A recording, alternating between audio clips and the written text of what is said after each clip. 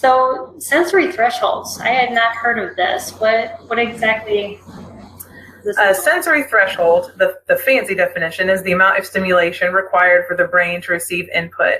So some kids' sensory thresholds are too high, meaning they need extra stimulus to interpret that input. So those are the kids who run so fast and hit things so hard because that's how their brain has to perceive that touch. And then you have kids who are too low, where if you touch them even gently, they're like, oh, I don't like that. Which is the bottom one of sensory defensiveness, is that some kids, their tolerance is so low that they can't handle the world around them. So everybody has different levels. And what, I mean, other than just how they physically work, how else does that affect a child?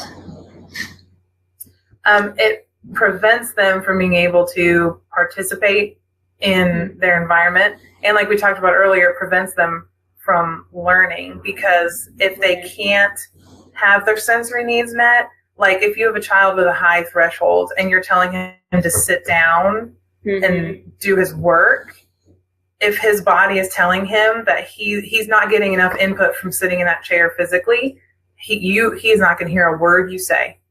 Wow. Because his sensory thresholds haven't been met. That's a really good perspective for a parent to have, because oftentimes you just think, why don't you just sit in that chair and just get this done? And we don't think about what's going on sensory-wise that may be causing that behavior to happen. And then if you have them too low and you're telling them to sit in the chair, but all they can focus on is that light is too bright, I'm too hot, my brother's making noise in the other room. So again, they have no idea what you're saying because their sensory needs aren't met. Right, and so you have to be thinking of both ends of that spectrum. Because oftentimes we tend to think of one or the other because that's the information that we've read about, and we think that our child must fit in this category because they're sensory, but I would have never put my older one, who is that, needs the input, where the other one who avoids it, on that same page. And like if you have a child like Amy that's on both ends, those are things you need to be thinking about. So that's great. And it can change day to day. Yeah. Great.